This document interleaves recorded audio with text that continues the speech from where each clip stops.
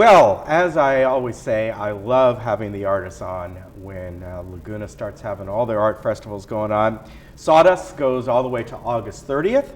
It started last Friday. We have a great artist on today, Dave Hobrecht, who does charcoal and pastels.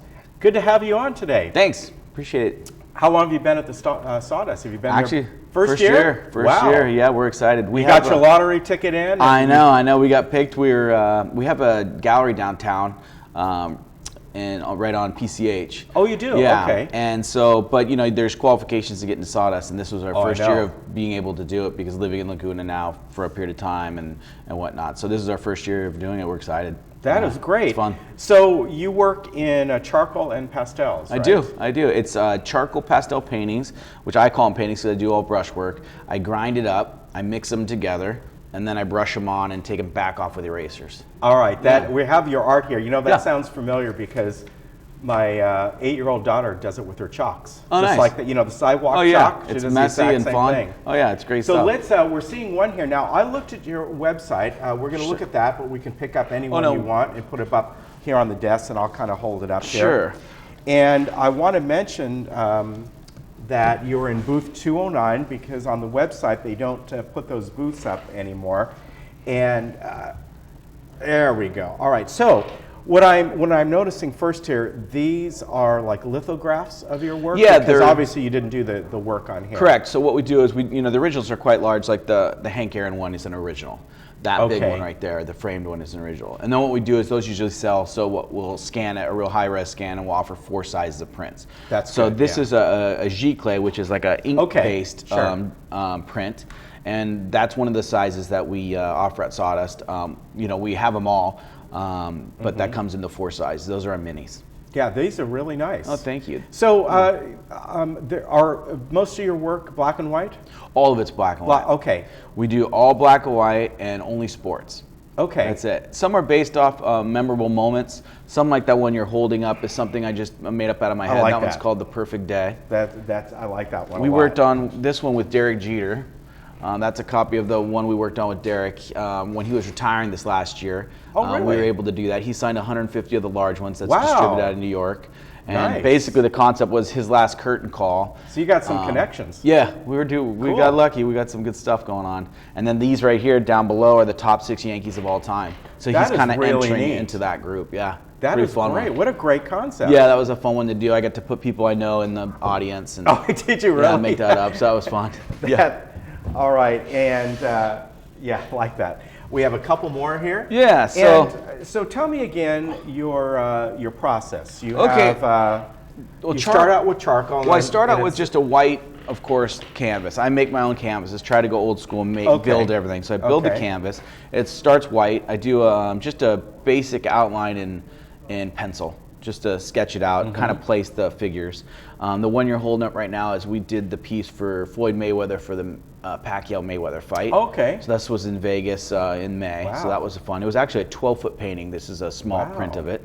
But I grind it up. If you use straight charcoal, it's a little too grainy, a little sandy. So that's why I add the pastels. Especially if it's Kingsford. What's a good one? Not bad. I've never tried that one, but it's free. I hear you can get it down the beach.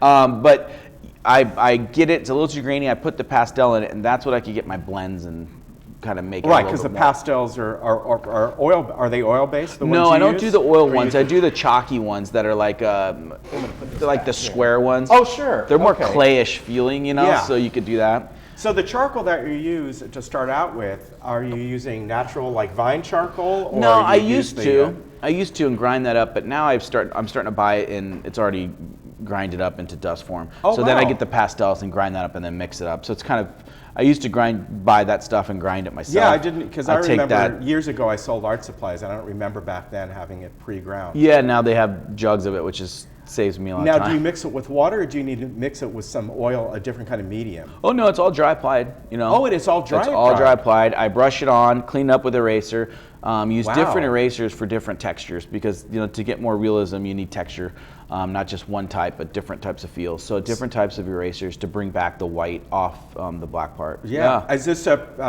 which you do sounds pretty unique? Yeah, I don't know too many other charcoal artists who use this. They might use it smudge it in certain areas, but in Yeah, general. and it's all brushwork.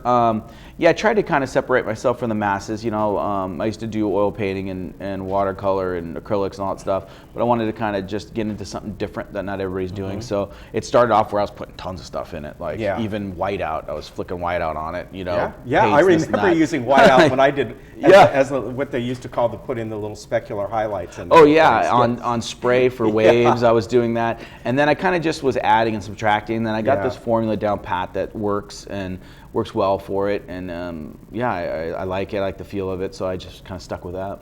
Yeah, that is really nice. Now, you have a gallery downtown, right? Yeah, downtown, right on PCH between Laguna and Legion, 533 South Coast Highway. Okay, you got on a the good beach spot side. there. Yeah, we love our spot. And meet a lot of great people, walk around, a lot of people visiting our town, and then also locals, so that's fun. And then we have the booth 209 at Sawdust. Okay. And that's fun as well. Before you did all this, have you always done art? Did you do something else? And well, I was always a painter, but just for myself, Okay. just decorating my places, that kind of stuff. I worked with family business in the automotive industry, but it just wasn't me. It was always drawing, trying to do things for fun. And I started picking up some clients just on the side. I was doing some stuff for the University of Southern California for Topps baseball cards, and I got lucky with some people and did a lot of work and been blessed with collectors and whatnot. So I actually jumped ship and went full-time artist in 2008.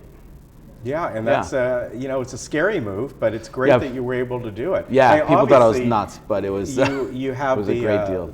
The clients, the connections now, and besides Laguna, is your stuff you mentioned New York? Yeah, we sell out in New York. We sell also in different colleges, like the University of Southern California has our stuff. We're also going to be painting a new one for them. We're working with the NFL right now. And doing some stuff for helmets, so we're going to do one for each team. That's going to be distributed nationally. So yeah, we're really excited about our direction and a lot of fun projects coming up.